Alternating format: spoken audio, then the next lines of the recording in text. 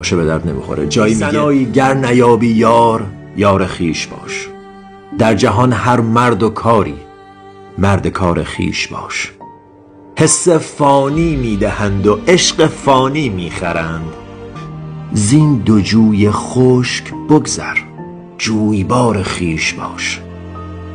میکشندت دست دست این دوستان تا نیستی. میکشندت دست دست این دوستان تا نیستی. دست دزد از دستشان و دست یار خیش باش. با نگار خیش باش و خوبندیش باش. از دو عالم بیش باش و در دیار خیش باش. اصلا هیچی دیگه لازم نیست دادم بگم.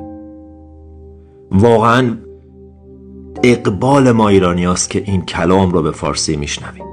اقبال ما ایرانی هست که بزرگترین شاعر تاریخ، شاعر نیست اصلا، مولانا شاعر نیست. شاعری فقط یه وسیله‌ایه برای انتقال حکمتش، یه ابزاریه که فقط استفاده کرده که من و تو گوش بدیم این حرفا رو.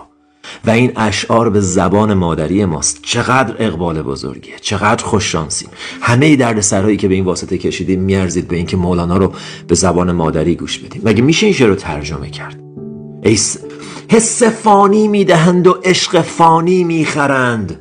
به درد نمیخوره این حسای بیرونی، این عشقای بیرونی. حس فانی میدهند و عشق فانی میخرند. زین دو جوی خشک بگذر. این دوتا جوب خشکه، چیزی توش نیست. جویبار خیش باش. به به های مولانا، به به. واقعا آدم دلش نمیاد چیزی بگه ولی خب میگیم. وقتی به خودت پی ببری، به ارزش خودت، به زیبایی خودت، به اهمیت خودت، به قدر و مقام خودت پی ببری، نگاهت به همه زندگی، به کارت، به پول، به احساس، به ارتباط، به شغل، به کار، به همه چیز عوض میشه. و تا وقتی پی نبری تشنه از این کوچه به اون کوچه، از این خونه به اون خونه دنبال قطره آبی. قطره آبی که جویبارش درون خودمونه، قطره آبی که اقیانوسش درون خودمونه. ما خودمون رو ارزون میفروشیم، وقتمون رو ارزون میفروشیم، انرژیمون رو ارزون میفروشیم. انرژی تو یک کالای مقدسه، یک کالای لوکسه. It's a luxury.